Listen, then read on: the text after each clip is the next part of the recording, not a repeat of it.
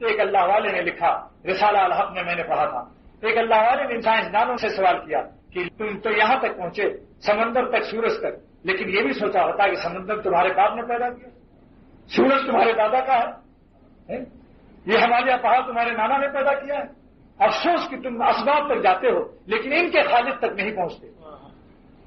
جیسے کہ ایک کھوٹا دیوار میں گھس رہا تھا، ایک کھوٹا دیوار میں گھس رہا تھا تو دیوار نے کہا، اے کھوٹے میرے اندر مت گھس، اتنی رفتار سے اسپیڈ سے گھس رہا ہے۔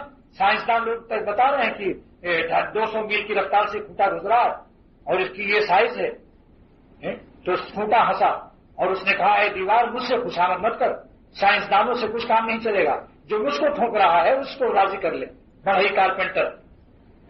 اگر بڑھئی مجھ پر ہتھوڑی نہیں مارے گا تو ایک آشاریہ بال کے برابر بھی ہم آگے نہیں بڑھ سکتے۔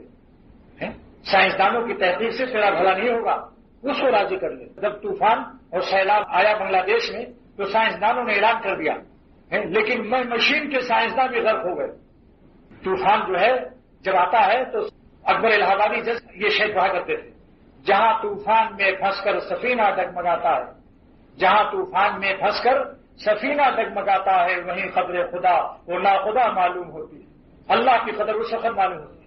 لہذا جب بلائیں آئیں، مصیبت آئے تو جلدی سے ڈاکٹر کے یہاں مت بھاگو، اللہ سے چپے سے دعائیں مانگ لو۔ علامہ عبدالوہاب شعرانی رحمۃ اللہ علیہ فرماتے ہیں کہ جب مصیبت آئے سب سے پہلے اپنے اللہ سے کہہ لو، جلدی سے مخلوق کے پاس مت جاؤ، 1 منٹ کا کام ہے، ہر وقت خدا سنتا ہے دعا۔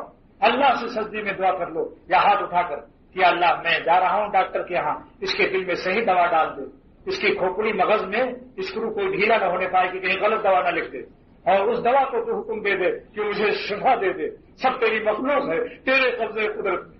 آج کیا ہے، ہم بھاگے جاتے ہیں بس، یہ نہیں سوچتے کہ یہ سب کس کے اختیار میں۔